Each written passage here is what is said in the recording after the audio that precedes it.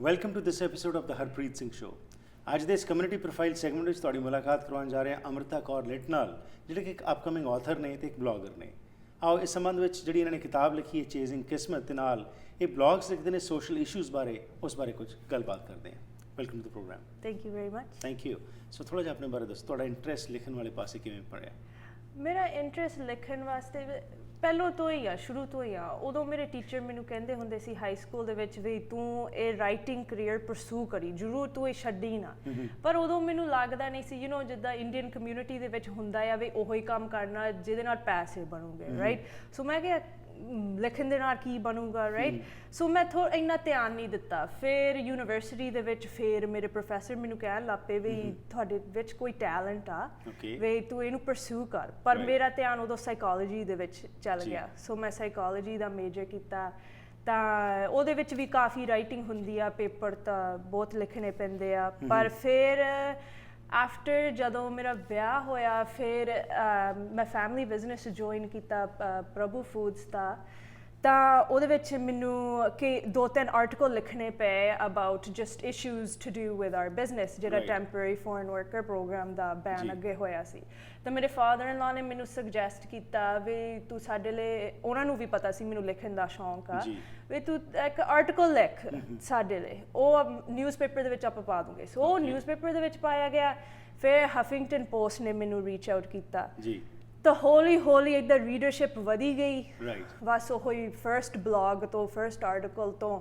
ਤਾਂ ਫਿਰ ਹਫਿੰਗਟਨ ਪੋਸਟ ਨੂੰ ਮੈਂ ਰੈਗੂਲਰਲੀ ਕੰਟਰੀਬਿਊਟ ਕਰਨ ਲੱਗ ਪਈ। ਜਦੋਂ ਫਿਰ ਫੀਡਬੈਕ ਮਿਲਣ ਲੱਗ ਪਈ ਤਾਂ ਲੋਕੀ ਖੁਸ਼ ਹੋਣ ਲੱਗ ਪਏ ਵੀ ਇੰਡੀਅਨ ਕਮਿਊਨਿਟੀ ਦੀਆਂ ਗੱਲਾਂ ਕਰਦੀ ਆ, ਐਂਡ ਪੋਜ਼ਿਟਿਵ ਗੱਲਾਂ ਵੀ, ਨੈਗੇਟਿਵ ਗੱਲਾਂ ਵੀ। Just I am trying to create positive social change with my writing, right. So ਜਦੋਂ ਇਹ ਸ਼ੁਰੂ ਹੋ ਗਿਆ ਫਿਰ ਮੈਨੂੰ ਥੋੜ੍ਹੀ ਕੌਨਫੀਡੈਂਸ ਵੀ ਵੱਧ ਗਈ। ਫਿਰ ਮੈਂ ਕਿਹਾ ਕਿਉਂ ਨਾ ਮੈਂ ਬੁੱਕ ਲਿਖ ਲਵਾਂ। ਫਿਰ ਮੈਂ ਬੁੱਕ ਲਿਖਣ ਲੱਗ ਪਈ। ਤਾਂ ਔਨ ਐਂਡ ਆਫ ਮੈਨੂੰ 2 ਸਾਲ ਲੱਗੇ ਬੁੱਕ ਲਿਖਣ ਦੀ। ਕਿਉਂਕਿ ਅੰਮ੍ਰਿਤਾ ਬੁੱਕ ਲਿਖਣਾ ਕੋਈ ਸੌਖੀ ਗੱਲ ਨਹੀਂ ਹੁੰਦੀ, ਐਂਡ ਸਪੈਸ਼ਲੀ ਟਾਈਮ ਕੰਸਟ੍ਰੇਂਟ ਦੇ ਨਾਲ ਬੁੱਕ ਦਾ ਕੀ ਤੁਸੀਂ ਕਿਸ ਪਾਸੇ ਨੂੰ ਲੈ ਕੇ ਜਾਣਾ, ਇਹ ਸਾਰੀਆਂ ਚੀਜ਼ਾਂ। ਸੋ ਇਹ ਜਿਹੜੀ ਤੁਸੀਂ ਬੁੱਕ ਲਿਖਣ ਦਾ ਸੋਚਿਆ, ਇਹਦੇ ਵਿੱਚ ਕਿਹੜਾ ਟੌਪਿਕ ਸੀ ਜਿਸ ਨੇ ਤੁਹਾਨੂੰ ਮੋਟੀਵੇਟ ਕੀਤਾ ਕਿ ਉਸ ਨੂੰ ਲੈ ਕੇ ਪਰਸਿਊ ਕੀਤਾ ਤੁਸੀਂ? ਸੋ ਬਿਫੋਰ ਰਾਈਟਿੰਗ ਦ ਬੁੱਕ ਮੈਂ ਥੋੜ੍ਹੇ ਲੋਕਲ ਨਿਊਜ਼, ਇੰਡੀਅਨ ਨਿਊਜ਼ਪੇਪਰ ਤੇ ਮੈਗਜ਼ੀਨ ਲਈ ਲਿਖਦੀ ਹੁੰਦੀ ਸੀ। ਜਿਹੜੇ ਵੀ ਇੰਟਰਵਿਊ ਲੋਕਾਂ ਨਾਲ ਹੁੰਦੇ ਸੀ ਉਹ ਸੇਮ ਟੌਪਿਕ ਵਾਰ-ਵਾਰ ਆਈ ਜਾਂਦੇ ਸੀ। Domestic violence, ਐਲਕੋਹੋਲਿਜ਼ਮ, homophobia, mental illness ਦਾ ਸਟਿਗਮਾ, ਇਹ ਸਾਰੀਆਂ ਗੱਲਾਂ ਬਾਰ-ਬਾਰ ਆਈ ਜਾਂਦੀਆਂ ਸੀ। ਫਿਰ ਮੇਰਾ ਜੀ ਕਰਦਾ ਸੀ ਮੈਂ ਕੋਈ ਡਿਫਰੈਂਸ ਬਣਾਵਾਂ। ਮੇਰਾ ਸਾਈਕੋਲੋਜੀ ਬੈਕਗਰਾਊਂਡ ਦਾ ਹੁੰਦਾ ਆ, ਤੁਸੀਂ ਲੋਕਾਂ ਨੂੰ ਹੈਲਪ ਕਰਨਾ, ਸੋਲੂਸ਼ਨ ਲੱਭੋ। ਸੋ ਮੈਂ ਕਿਹਾ ਓਕੇ ਮੈਂ ਕਿੱਦਾਂ ਕਰ ਸਕਦੀ ਹਾਂ। ਜੇ ਤਾਂ ਤੁਸੀਂ ਉੱਦਾਂ ਹੀ ਖੜ ਕੇ ਲੋਕਾਂ ਨੂੰ ਕਹੀ ਜਾਓ ਵੀ ਇਹ ਗੱਲਾਂ ਰੋਂਗ ਆ, ਤੁਸੀਂ ਨਾ ਕਰੋ, ਨਾ ਫੋਰਸਡ ਅਰੇਂਜਮੈਂਟ ਕਰੋ, ਕਿਸੇ ਨੇ ਨਹੀਂ ਸੁਣਨਾ।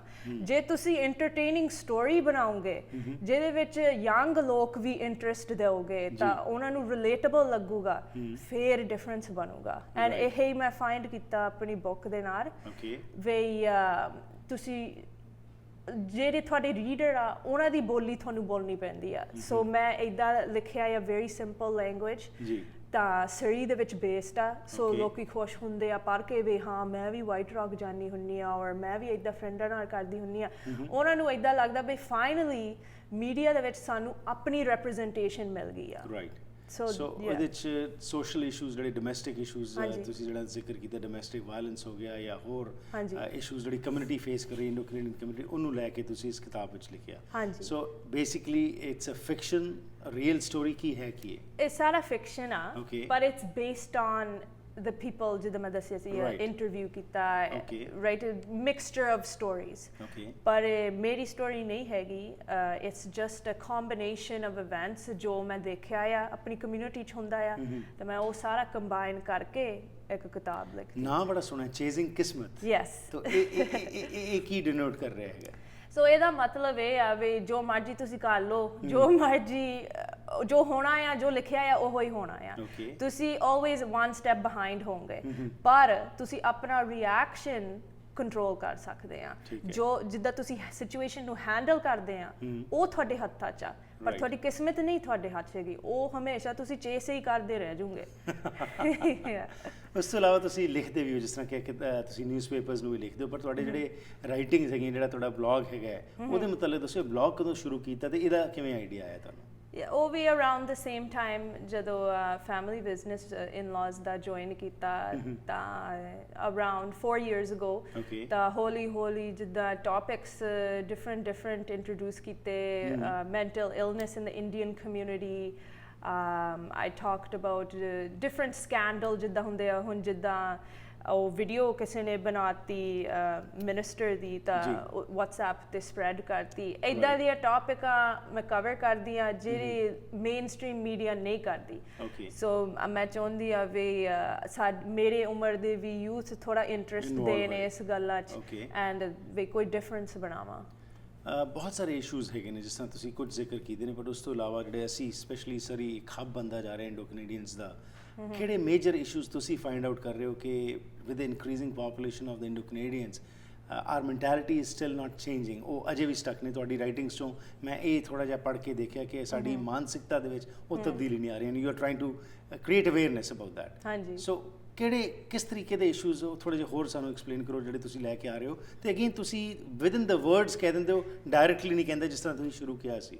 Yeah, because ਮੈਂ you know sometimes ਲੋਕੀ ਇੱਦਾਂ ਕਹਿ ਦਿੰਦੇ ਆ ਵੀ ਤੂੰ ਨੈਗੇਟਿਵ ਟੌਪਿਕ ਕਾਹਤੋਂ ਬ੍ਰਿੰਗ ਕਰਦੀ ਆ into the light ਵੀ ਤੂੰ ਇੱਦਾਂ ਦੀਆਂ ਗੱਲਾਂ ਨਾ ਕਰਿਆ ਕਰ ਵੀ ਇੰਡੀਅਨ ਕਮਿਊਨਿਟੀ ਦੇ ਵਿੱਚ ਆਹ ਫਾਲਟ ਆ ਜਾਂ ਉਹ ਫਾਲਟ ਆ ਪਰ ਜੇ ਤੁਸੀਂ ਗੱਲਾਂ ਕਰਦੇ ਨਹੀਂ ਫਿਰ ਚੇਂਜ ਕਿੱਦਾਂ ਹੋਊਗਾ ਹਨਾ ਜੇ ਤੁਸੀਂ just sweep it under the rug and pretend ਹੁੰਦਾ ਨਹੀਂ ਫਿਰ ਤਾਂ ਕਦੀ ਪ੍ਰੋਬਲਮ ਸੋਲਵ ਨਹੀਂ ਹੋਣਾ ਫਿਰ ਇਹ ਪ੍ਰੋਬਲਮ ਸੋਲਵ ਹੋਊਗਾ ਜੇ ਤੁਸੀਂ you talk about it and you try to think of solutions. So a lot of the blog topics I cover sometimes ਲੋਕੀ ਜਿੱਦਾਂ ਗੁੱਸੇ ਹੋ ਜਾਂਦੇ ਆ ਵੀ ਇੱਦਾਂ ਦੀ ਟੌਪਿਕ ਕਾਹਤੋਂ ਕਵਰ ਕੀਤੀ ਆ ਤਾਂ ਫਿਰ ਮੈਨੂੰ ਮੈਸੇਜ ਸ਼ੁਰੂ ਹੋਣ ਲੱਗ ਪੈਂਦੇ ਆ ਜਿੱਦਾਂ ਇੱਕ ਵਾਰੀ ਮੈਂ ਆਰਟੀਕਲ ਲਿਖਿਆ ਸੀ the problem with Indian parenting ਵੀ ਉਹਦੇ ਵਿੱਚ ਮੈਂ ਲਿਖਿਆ ਸੀ ਵੀ ਇੰਡੀਅਨ ਪੇਰੈਂਟਸ ਬਸ ਆਪਣੇ ਨਿਆਣਿਆਂ ਨੂੰ ਪੈਸੇ ਦੇ ਕੇ ਖੁਸ਼ ਕਰਦੇ ਆ ਪਰ ਉਹਨਾਂ ਨੂੰ ਇਮੋਸ਼ਨਲ ਅਪਬ੍ਰਿੰਗਿੰਗ ਨਹੀਂ ਦਿੰਦੇ ਜੀ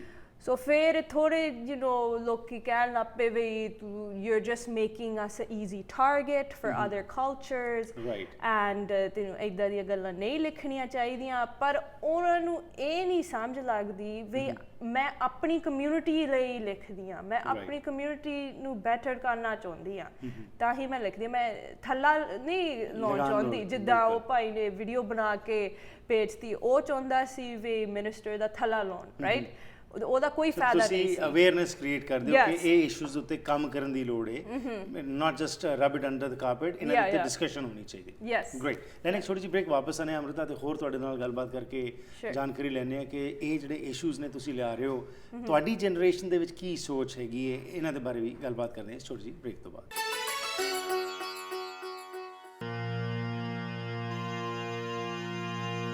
ਹਰ ਕਿਸਮ ਦੇ ਬਿਲਡਿੰਗ ਮਟੀਰੀਅਲ ਲਈ ਕੈਨੈਕਸ ਬਿਲਡਿੰਗ ਸਪਲਾਈਜ਼ ਨੂੰ ਯਾਦ ਰੱਖੋ ਔਨ ਟਾਈਮ ਡਿਲੀਵਰੀ ਕੰਪੀਟੀਟਿਵ ਕੀਮਤਾਂ ਤੇ ਐਕਸਪਰਟ ਇਨਵੈਂਟਰੀ ਕੰਟਰੋਲ ਲਈ ਇਹ ਮਸ਼ਹੂਰ ਹਨ।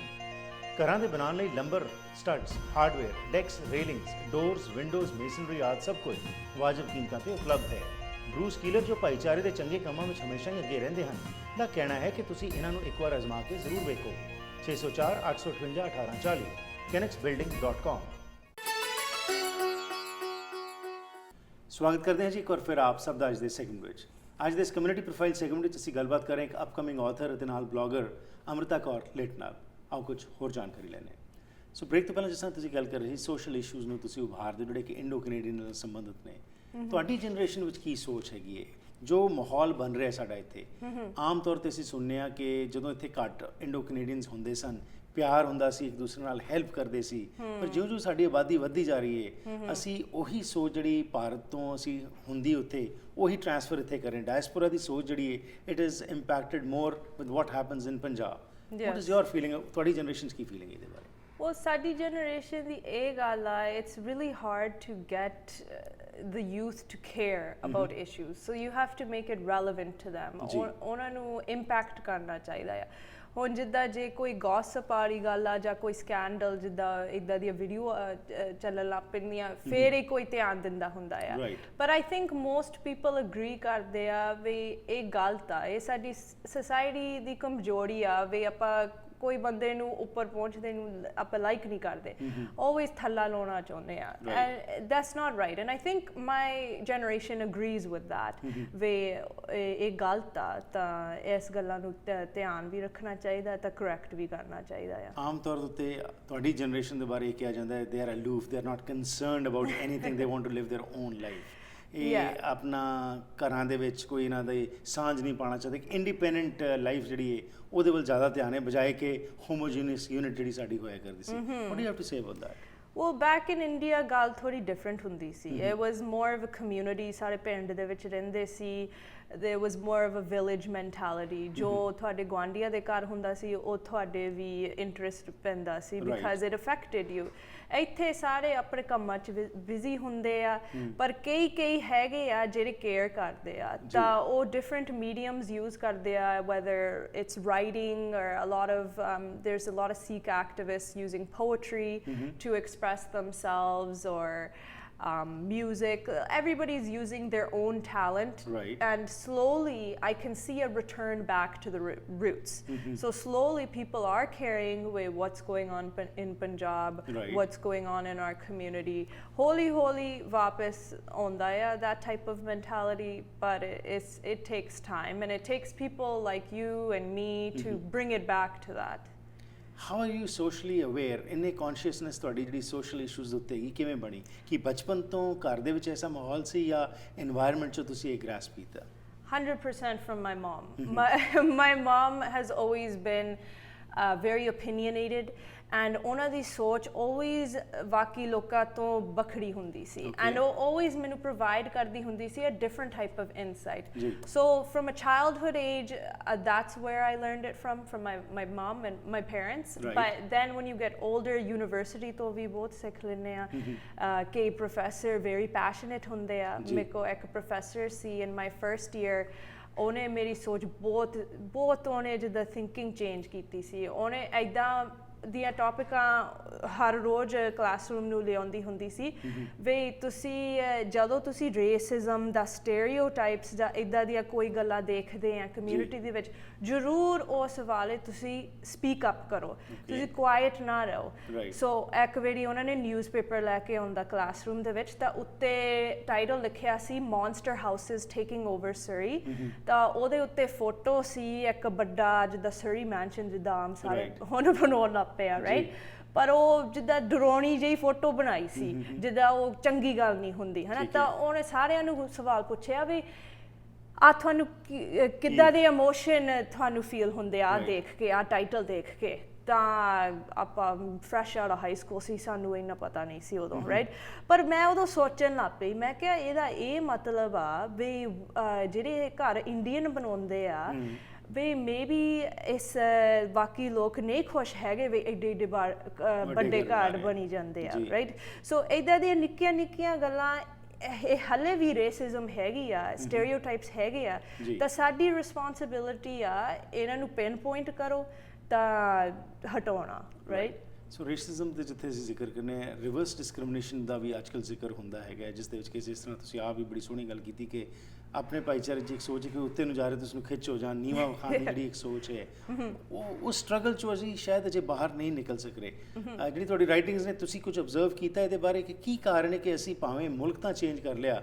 ਪਰ ਸਾਡੀ ਉਸ ਮੈਂਟੈਲਿਟੀ ਦੇ ਵਿੱਚ ਅਜੇ ਉਨਾ ਚੇਂਜ ਨਹੀਂ ਆਇਆ ਜਿੰਨਾ ਆਉਣਾ ਚਾਹੀਦਾ ਹੈਗਾ ਆਈ ਮੀਨ ਇਹ ਆਪਾਂ ਹਰ ਰੋਜ਼ ਦੇਖਦੇ ਆ ਜਦੋਂ ਵੀ ਇੱਦਾਂ ਦੀ ਕੋਈ ਵਾਇਰਲ ਵੀਡੀਓ ਚੱਲ ਜਾਂਦੀ ਆ ਵੀ ਹਾਂ ਸਾਰੇ ਕਹਿੰਦੇ ਆ ਵੀ ਉਹ ਮਿਨਿਸਟਰ ਨੇ ਐਡੀ ਵੱਡੀ ਗੱਲ ਨਹੀਂ ਸੀ ਗਲਤੀ ਕੀਤੀ ਰਾਈਟ ਪਰ ਉਹ ਹੱਲੇ ਵੀ ਵੀਡੀਓ ਨੂੰ ਗਾਹ ਭੇਜਦੇ ਆ ਇਹ ਸਾਡੀ ਕਮਿਊਨਿਟੀ ਦੇ ਵਿੱਚ ਕਾਹਤੋਂ ਐਕਸਾਈਟਮੈਂਟ ਬਣ ਜਾਂਦੀ ਆ ਵੀ ਜਦੋਂ ਕੋਈ ਗਲਤੀ ਕਰ ਦਿੰਦੇ ਆ ਉਹ ਵੀ ਇਨਸਾਨ ਹੀ ਆ ਭਾਵੇਂ ਉਹ ਮਿਨਿਸਟਰ ਹੋਵੇ ਉਹ ਹਾਈ ਸਟ੍ਰੈਸ ਸਿਚੁਏਸ਼ਨ ਦੇ ਵਿੱਚ ਆਏ ਆ this he's not there for enjoyment he was there to deal with the forest fires going on so it's just in our for some reason Indian culture ਦੇ ਵਿੱਚ ਇਹ ਹੀ ਹੁੰਦਾ ਆ ਵੀ ਮੈਂ ਦੂਸਰੇ ਬੰਦੇ ਨੂੰ ਥੱਲੇ ਖਿੱਚਾਂ ਵੀ ਜੇ ਮੈਂ ਵੀ ਨਾ ਕੁਛ ਕਰਾਂ ਕੋਈ ਹੋਰ ਵੀ ਨਾ ਕਰੇ ਪਰ ਇਹ ਕੋਈ ਨਿੱਕੀ ਗੱਲ ਨਹੀਂ ਹੈਗੀ ਵੀ not only is he an Indian ਬੰਦਾ he's a ਸਰਦਾਰ ਬੰਦਾ ਜਿੱਥੇ ਉਹ ਪਹੁੰਚਿਆ ਆ ਰਾਈਟ ਸਾਨੂੰ ਤਾਂ ਵੈਸਟਰਨ ਟੀਵੀ ਜਾਂ ਮੂਵੀਆਂ ਦੇ ਵਿੱਚ barely ਰੋਲ ਮਿਲਦਾ ਆ let alone in the Canadian Parliament So I think ਸਾਰੇ ਆਪਣਿਆਂ ਨੂੰ ਰੀਇਵੈਲੂਏਟ ਕਰਨਾ ਚਾਹੀਦਾ ਸੋਚਣਾ ਚਾਹੀਦਾ ਵੀ ਆਪਾਂ ਕਾਹਤੋਂ ਇੱਦਾਂ ਸੋਚਦੇ ਆ ਕਾਹਤੋਂ ਨਹੀਂ ਆਪਾਂ ਸਾਨੂੰ ਖੁਸ਼ੀ ਕਾਹਤੋਂ ਨਹੀਂ ਮਿਲਦੀ ਵੀ ਆਪਣਾ ਹੀ ਬੰਦਾ ਦੇਖ ਕਿੱਥੇ ਪਹੁੰਚਿਆ ਆ That's one instance which you are pointing out but ਉਸ ਤੋਂ ਇਲਾਵਾ ਜਿਹੜੀ ਰੋਜ਼ਮਰਾ ਜ਼ਿੰਦਗੀ ਤੇ ਅਸੀਂ ਦੇਖ ਰਹੇ ਹਾਂ ਕਿ ਜਿੱਥੇ ਅਸੀਂ ਸਟੈਂਡ ਕਰਦੇ ਹਾਂ ਸਾਡਾ ਫਿਊਚਰ ਕੀ ਹੈਗਾ ਕਿਸ ਤਰ੍ਹਾਂ ਯੰਗਸਟਰਸ ਨੂੰ ਅਸੀਂ ਚਾਹੁੰਦੇ ਹਾਂ ਕਿ ਸਾਡੇ ਕਲਚਰ ਨਾਲ ਵੀ ਜੁੜਨ ਸਾਡੇ ਧਰਮ ਨਾਲ ਵੀ ਜੁੜਨ ਪਰ ਜੋ ਹਕੀਕਤ ਹੈਗੀ ਸਾਡੇ ਸਾਹਮਣੇ ਆ ਰਹੀ ਹੈ ਕਿ ਇੱਕ ਵੱਖਰਾ ਹੀ ਨਜ਼ਰੀਆ ਜਿਹੜਾ ਹੈ ਇੱਕ ਵੱਖਰਾ ਹੀ ਰਸਤਾ ਅਡਾਪਟ ਕੀਤਾ ਜਾ ਰਿਹਾ ਘਰ ਦੇ ਵਿੱਚ ਇੱਕ ਵੱਖਰਾ ਮਾਹੌਲ ਹੈ ਬਾਹਰ ਜਦੋਂ ਬੱਚਾ ਜਾਂਦਾ ਇੱਕ ਵੱਖਰਾ ਮਾਹੌਲ ਹੁੰਦਾ ਹੈ ਸੋ ਕਲੈਸ਼ ਆਫ ਕਲਚਰਸ ਵੀ ਜਿਹੜਾ ਸਾਡੇ ਸਾਹਮਣੇ ਆ ਰਿਹਾ ਹੈ ਇਹਦੇ ਬਾਰੇ ਗੱਲ ਕਰਦੇ ਹਾਂ ਇਸ ਛੋਟੀ ਜਿਹੀ ਬ੍ਰੇਕ ਤੋਂ ਬਾਅਦ They have always been there for me. From getting my dream car to celebrating life's special moments. Always bringing us joy. And now my loved ones can make them a part of their life story. Family is what you make, and they are a part of mine. Basant Motors.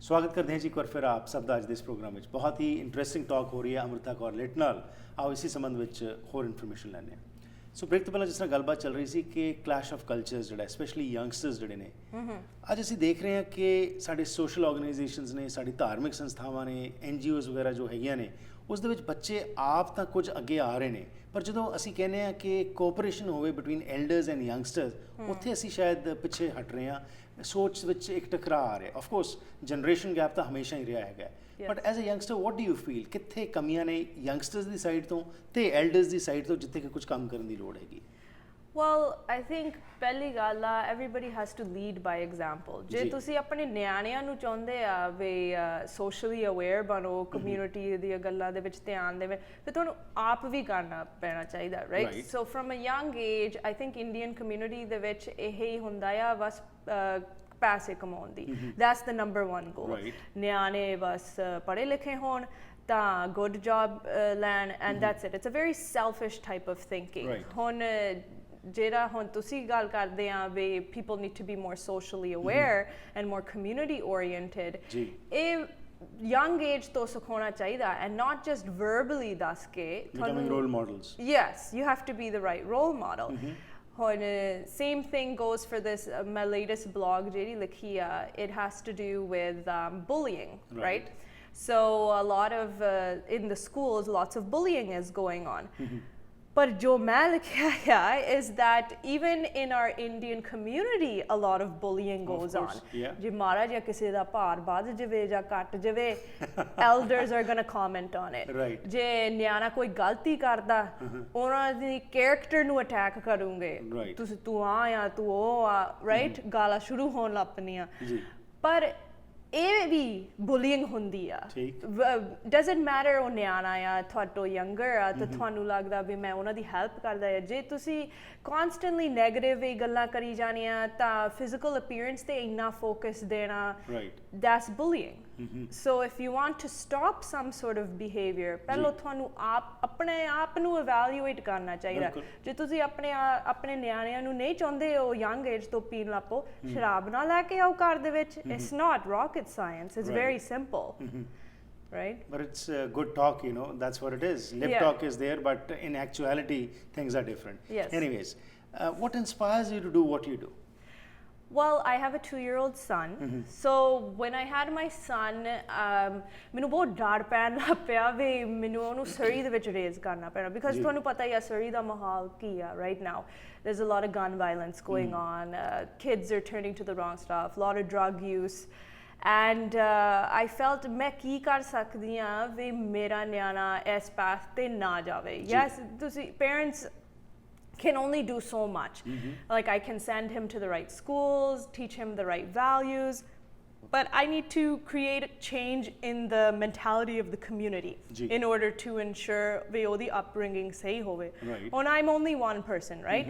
But my writing, my book, and all these articles and blogs, it reaches many people. Right. So maybe I can inspire the next person, and then it becomes like a boomerang effect, and it just keeps going and going and going. Right. So that's what my goal is with my writing, is No, that's ultimately to just create a better society. 2 ਸਾਲ ਹੋ ਗਏ ਤੁਹਾਨੂੰ ਇਹ ਲਿਖਦੇ ਹੋਏ। Awareness ਦੀ ਜਦੋਂ ਗੱਲ ਕਰਦੇ ਹਾਂ, ਜਦੋਂ ਲਿਖਦੇ ਹੋ ਕੁਝ ਆਫ ਕੋਰਸ ਤੁਹਾਨੂੰ ਸੋਚਣਾ ਪੈਂਦਾ ਹੈ ਤੇ ਇਟਸ ਨਾਟ ਜਸਟ ਇਮੋਸ਼ਨਸ ਕੁਝ ਹੋਏ ਤਾਂ ਤੁਸੀਂ ਲਿਖਤਾ, ਬਟ ਡੈਫੀਨੇਟਲੀ ਇੱਕ ਇਨਵਾਇਰਨਮੈਂਟ ਜਾਂ ਕੁਝ ਐਸੀ ਇਸ਼ੂਜ਼ ਜਦੋਂ ਬਾਰ-ਬਾਰ ਸਾਹਮਣੇ ਆਉਂਦੇ ਨੇ, then you start working on those. Blogs ਨੂੰ ਲਿਖਣ ਦੇ ਵਿੱਚ ਕਿੰਨਾ ਕੁ ਸਮਾਂ ਤੁਸੀਂ ਲਾਉਂਦੇ ਹੈਗੇ? Is it just it comes to your mind and you write it, or you think about it, process it and then ਉਸ ਤੋਂ ਬਾਅਦ ਲਿਖਦੇ ਹੈਗੇ? 100% it's all just a natural stream of consciousness. So Okay. usually मैं कुछ ज़्यादा radio ते सुनूंगी, or maybe on your talk show, any different type of media outlet, and I'll take notes in my phone. And then I'll just write a blog, and usually my husband is the first one to listen to it, and he'll tell me, oh, that's too strong of a statement, Right. because sometimes I can be very vocal, Right. and my writing is really passionate, but you got to be a little bit careful too, right? Absolutely. So then he'll always guide me, thoda tone down kar de, right? Right. And then I post it, and if sometimes it's received well, sometimes it's not. Of course, it always cannot be that always there is appreciation. Of course, you have to face the challenges also. Anyways, ਇਹ ਤੁਹਾਡੀ ਕਿਤਾਬ ਹੁਣ ਜਿਹੜੀ ਹੈਗੀ ਇਹ ਤਾਂ market 'ਚ available ਹੈ। ਫਰਦਰ ਵੀ ਕੋਈ ਕਿਤਾਬ ਬਾਰੇ ਸੋਚ ਰਹੇ? Yes, definitely there will be a sequel. Right now I'm taking a bit of a break because I'm having my second child in September. Right. So family life comes first, and of course family business as well, and Right. writing, but it's always my passion. So ਜਦੋਂ ਮੇਰੇ ਕੋਲ time ਹੁੰਦਾ ਉਦੋਂ ਹੀ ਮੈਂ ਲਿਖਦੀ ਹੁੰਨੀ ਆ, and sequel ਜ਼ਰੂਰ ਹੋਊਗਾ ਇਸ ਬੁੱਕ ਨੂੰ। ਤੁਸੀਂ ਇਹ ਵੀ ਪਲਾਨ ਕਰ ਰਹੇ ਹੋ ਕਿ ਲਾਈਕ ਮਾਈਂਡਡ, ਕਿਉਂਕਿ ਸੋਚ ਜਦੋਂ ਇਕੱਠੀ ਹੁੰਦੀ ਹੈ ਤਾਂ ਆਫ ਕੋਰਸ ਉਸ ਨਾਲ ਇੱਕ ਜ਼ਿਆਦਾ ਇੰਪੈਕਟ ਸੋਸਾਇਟੀ 'ਚ ਪੈ ਸਕਦਾ ਹੈ, ਬਿਕਾਜ਼ ਤੁਹਾਡੀ ਗੱਲਾਂ ਤੋਂ ਇਹ ਲੱਗਦਾ ਹੈ ਕਿ ਤੁਸੀਂ ਸੋਸਾਇਟੀ ਦੇ ਵਿੱਚ ਇੱਕ ਚੇਂਜ ਲਿਆਉਣ ਦੀ ਕੋਸ਼ਿਸ਼ ਕਰ ਰਹੇ ਹੋ। ਉਹ ਮੈਂਟੈਲਿਟੀ ਦੇ ਜਾਂ ਮੈਂ ਜ਼ਿਕਰ ਕਰ ਰਿਹਾ ਸੀ ਜਿਹੜੀ ਕਿ ਫਿਕਸ ਮੈਂਟੈਲਿਟੀ ਹੈ, ਉਸ ਵਿੱਚ ਕੋਈ ਚੇਂਜ ਲਿਆ ਕੇ ਜਿਸ ਤਰ੍ਹਾਂ ਕਹਿੰਦੇ ਕਿ ਇੱਕ ਪੱਥਰ ਸੁੱਟਦੀ ਹੈ ਪਾਣੀ 'ਚ, ਰਿਪਲ ਇਫੈਕਟ ਹੁੰਦਾ ਹੈ। So you trying to create that. ਇਹ ਬਲੌਗ ਰਾਹੀਂ ਤੁਸੀਂ ਹੋਰ ਵੀ ਜਿਹੜੇ ਰਾਈਟਰਸ ਨੇ ਉਹਨਾਂ ਨਾਲ ਵੀ ਤੁਸੀਂ ਤੁਹਾਡਾ ਸੰਪਰਕ ਰਹਿੰਦਾ ਹੈ? ਕੁਝ ਹੋਰ ਵੀ ਲੋਕ ਅੱਗੇ ਆ ਕੇ ਤੁਹਾਡੇ ਨਾਲ ਸੰਪਰਕ ਕਰ ਰਹੇ ਨੇ? ਹਾਂਜੀ, ਹੁਣ ਮੈਂ ਐਕਚੁਅਲੀ ਰੀਸੈਂਟਲੀ ਫੇਸਬੁੱਕ ਤੇ ਮੈਂ ਇੱਕ ਐਸੋਸੀਏਸ਼ਨ ਬਣਾਇਆ ਆ, south Asian literature association, because there's a lot of Indo-Canadian writers and poetry writers, authors, bloggers, and ਮੈਂ ਚਾਹੁੰਦੀ ਸੀ ਇੱਕ ਪਲੇਟਫਾਰਮ ਕ੍ਰੀਏਟ ਕਰਨ ਨੂੰ ਵੀ ਜਿਹੜੇ ਆਪਾਂ ਆਈਡੀਆਜ਼ ਸ਼ੇਅਰ ਕਰਨ, and just be able to have a community of writers, South Asian writers, because even ਜਦੋਂ ਮੈਂ ਆ ਬੁੱਕ ਲਾਂਚ ਕੀਤੀ ਸੀ ਉਦੋਂ ਕਾਫੀ ਸਿਆਣੇ ਬੰਦੇ ਜਿਹੜੇ ਪੰਜਾਬੀ ਦੇ ਵਿੱਚ ਬੁੱਕਾਂ ਲਿਖਦੇ ਆ ਉਹ ਆਏ ਸੀ, ਤਾਂ ਉਹਨਾਂ ਨੇ ਕਿਹਾ ਸਾਨੂੰ ਪਤਾ ਹੀ ਨਹੀਂ ਸੀ ਵੀ ਸਾਡੀ ਪੰਜਾਬੀ ਯੂਥ ਵੀ ਲਿਖਦੀ ਆ, ਦੇ ਡੋਨਟ ਨੋ। ਜੇ ਤੁਸੀਂ ਪ੍ਰਮੋਟ ਕਰੋ, ਕਲੈਕਟਿਵਲੀ ਆਪਣੇ ਆਈਡੀਆਜ਼ ਸ਼ੇਅਰ ਕਰੋ, ਤਾਂ ਐਸੋਸੀਏਸ਼ਨ ਬਣਾਓ, ਫਿਰ ਹੀ ਲੋਕਾਂ ਨੂੰ ਪਤਾ ਲੱਗੂਗਾ। ਰਾਈਟ। ਐਂਡ ਫਾਈਨਲੀ ਕੀ ਤੁਸੀਂ ਅੱਜ ਸਾਡੇ ਦਰਸ਼ਕਾਂ ਨਾਲ ਮੈਸੇਜ ਸ਼ੇਅਰ ਕਰਨਾ ਚਾਹੋਗੇ? ਇਹ ਜਿਹੜੀ ਸੋਸ਼ਲ ਕੌਨਸ਼ੀਅਸਨੈਸ ਦੀ ਤੁਸੀਂ ਗੱਲ ਕੀਤੀ ਹੈ, what role can they play? Well, my main message is always that you have to care about your roots. Right. And yes, ਆਪਾਂ Canadian, my generation, most of us is born in Canada, but our roots still remain Indian. Right. And that is always our identity. And ਜੇ ਤੁਸੀਂ ਆਪਣੀ identity ਨੂੰ alive and well ਰੱਖਣਾ ਚਾਹੁੰਦੇ ਆ, ਫਿਰ ਇਸ issues ਦੇ ਵਿੱਚ ਥੋੜਾ ਧਿਆਨ ਦੇਣਾ ਚਾਹੀਦਾ ਆ। Amrita, it was a pleasure talking to you. Thank you and best wishes for your future endeavors. Thank you very much.